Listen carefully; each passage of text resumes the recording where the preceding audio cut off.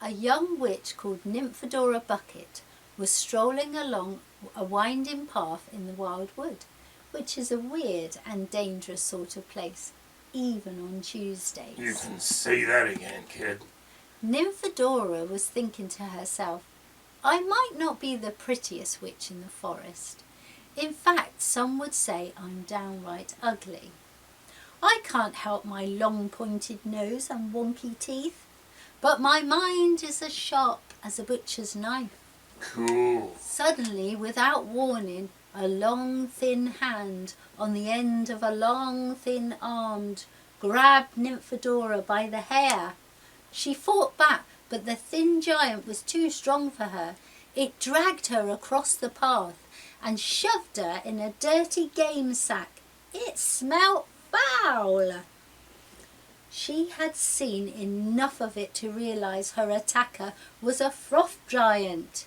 It must have been lurking in the pine trees, waiting for lunch to pass by. Sounds like my Uncle Albert. The giant was very tall and very thin.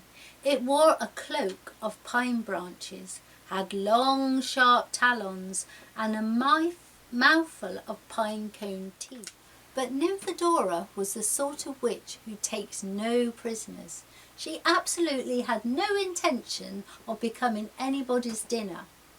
The froth giant dragged Nymphadora along in the game sack for a while. Then it sat down and fell asleep, no doubt thinking its next meal was safely in the bag. A ready meal for one.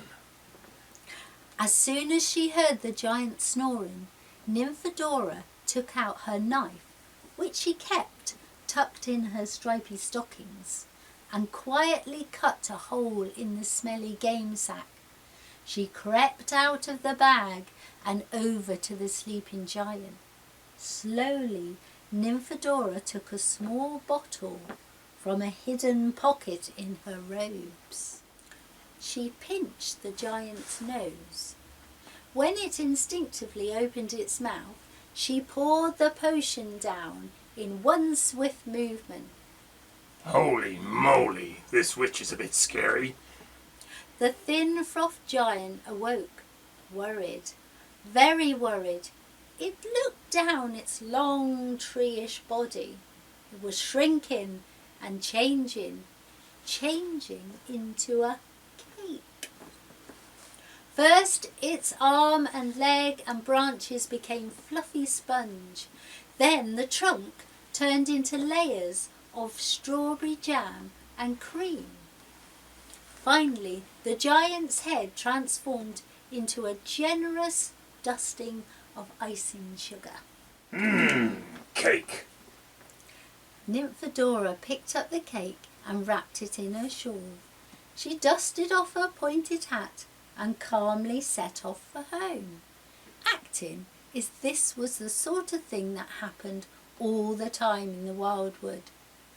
Once home and tucked up in her armchair, she ate the cake with a dollop of fresh cream and a nice cup of tea.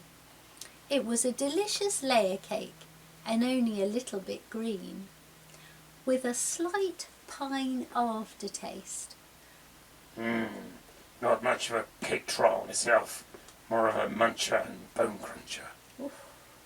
Nymphadora felt a deep rumble in her belly. She let out a huge pine-flavoured burp and felt a whole lot better. And that was the end of the terribly thin and awfully tall froth giant. Good riddance. Good night, monsters, everywhere.